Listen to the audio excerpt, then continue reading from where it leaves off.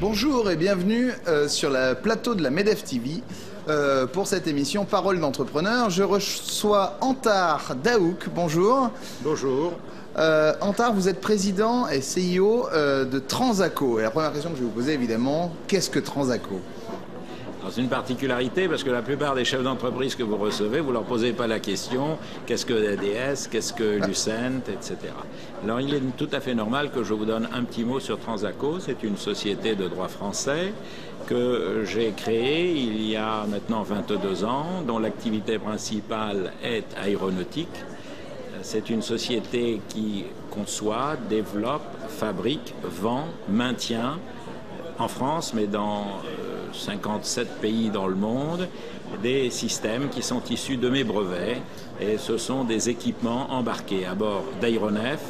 Par aéronefs, j'entends des hélicoptères, des avions civils, mais aussi des avions d'armes, dans les domaines suivants, multiples, que sont la récupération de pilotes éjectés, par exemple, par les hélicoptères SAR, et c'est fait partout dans le monde, 24 heures sur 24 heures partout, des systèmes d'évacuation sanitaire à bord d'aéronefs légers ou plus lourds, mais aussi d'équipements qui permettent la mobilité de la cabine, ce qui est très important. Il faut savoir qu'un avion est avant tout un porteur et que les dollars ne sont pas simplement ce que fait l'avion, mais ce qu'il rapporte. Et à partir du moment où on peut donner la flexibilité de la cabine pour passer de diverses classes l'une à l'autre, de cargo, de fret et autres, eh bien là, on augmente la valeur dollar de l'avion qui est déjà excellente. Voilà.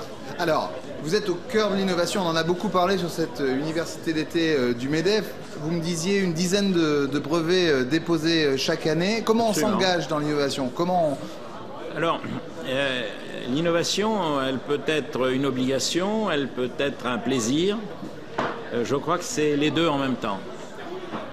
Elle est un besoin parce que lorsque l'on est une PME constructeur, c'est-à-dire que l'on donne ses propres certificats de navigabilité à ses produits, on ne peut vivre dans un monde extrêmement fermé quelque part comme l'aéronautique, comme l'automobile, où le nombre de constructeurs se compte sur les doigts de la main, que si on est très en avance sur la technologie. Très en avance, c'est-à-dire que l'on crée, non pas le besoin existe, mais qu'on le relève et qu'on associe immédiatement à ces besoins, et besoins surtout futurs, des techniques particulières qui permettent de faire avancer pour l'utilisateur une meilleure rentabilité. Alors vous travaillez, il y a de la veille qui s'organise chez vous ?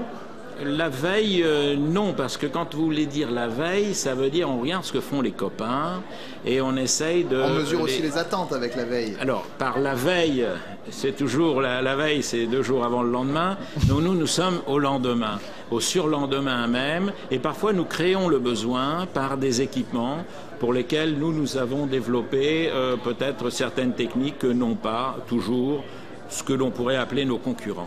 Ou de moins nos partenaires. Moi, je les appelle des partenaires, ce ne sont pas toujours des concurrents. Alors, l'innovation, évidemment, au cœur des échanges sur cette université d'été du MEDEF. Aujourd'hui, le thème, c'est l'audace. Vous avez assisté, vous me le disiez tout à l'heure, à beaucoup de conférences en local. Alors, l'audace, pour vous... Je vous dirais tout d'abord que vous répondre après avoir entendu autant de brillantes expositions par des personnalités tout à fait reconnues du monde économique et dans la salle à côté, certains conférenciers sont grandiloquents sur ces éléments et parfois difficiles. Mais pour vous, mais pour moi, justement, et c'est la raison pour laquelle je reviendrai tout à fait à moi, l'audace, c'est peut-être la vision de l'autre sur vous. Parce que quand vous agissez, vous ne savez pas que vous êtes dans l'audace. Et je crois que la véritable audace, c'est lorsque vous n'y êtes pas. Vous n'y êtes pas préparé. Il faut séparer l'audace de l'inconscience, il faut séparer l'audace d'une irresponsabilité, et il faut surtout séparer l'audace de ce qu'elle n'est pas, c'est-à-dire un manque de réflexion. Pour moi, l'audace est une part d'intelligence, quelque part. Elle est une des composantes de l'intelligence. Alors, l'audace, si vous voulez, elle a deux niveaux. Lorsque vous êtes dans l'action, vous ne dites pas « je vais faire quelque chose d'audacieux maintenant ». Vous avez un chef d'entreprise est quelqu'un qui résout des problèmes. Je reprendrai simplement le mot d'un de mes amis, qui est le président de Renault, qui a dit « un chef d'entreprise est là pour résoudre des problèmes. S'il n'a pas de problème, on n'a pas besoin de chef d'entreprise. » Et effectivement, la manière dont vous les résolvez, c'est après que l'on verra si oui ou non il y avait de l'audace. Et c'est le regard des autres qui donnera cette qualification.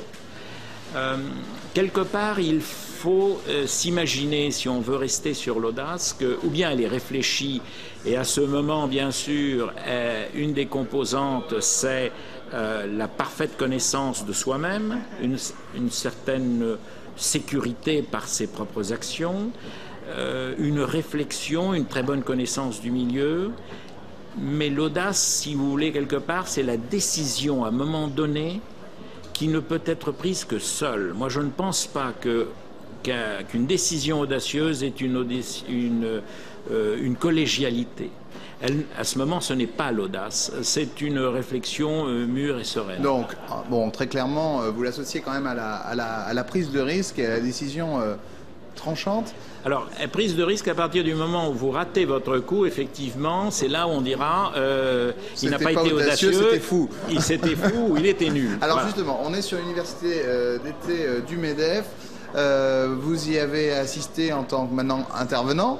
Petite question, qu'est-ce que vous attendez d'une organisation comme le MEDEF? Vous êtes entrepreneur, vous êtes innovant. Aujourd'hui, quelles sont vos attentes? Alors, ma particularité est d'être une PME, ce qui parfois est différent de grandes entreprises, de grands groupes qui sont présents ici. Je pense qu'une PME n'a pas et ne peut pas avoir tous les services, toute la puissance qu'ont des grandes entreprises qui, à elles-mêmes, sont un État dans l'État. Donc, une PME a beaucoup peut-être plus besoin du MEDEF encore qu'un très grand groupe, qui par lui-même peut avoir la puissance pratiquement équivalente. Je ne veux pas citer de nom, mais la puissance d'un groupe comme Total est là. On parle en direct à qui il veut, on vient le voir, les autorités économiques ou politiques du pays le rencontrent. Une PME n'a pas tous les services que peut avoir un grand groupe, bien sûr, et n'a pas non plus la puissance de faire passer certains contextes, certaines idées. Donc ces organisations patronales sont capitales pour une réflexion globale et pour une intervention. Et du MEDEF, du GIFAS, j'attends avant tout qu'ils soient un partenaire privilégié, bien sûr, de l'État et qu'ils puissent faire passer certaines décisions qui, dans des arbitrages politiques, peuvent passer outre et dont nous n'avons pas la capacité d'influer. Voilà. Pour moi, c'est ça. Antar Daouk, je vous remercie beaucoup. J'espère que votre message sera entendu. À très bientôt pour un nouveau Parole d'entrepreneur. Merci beaucoup. À bientôt. Au revoir.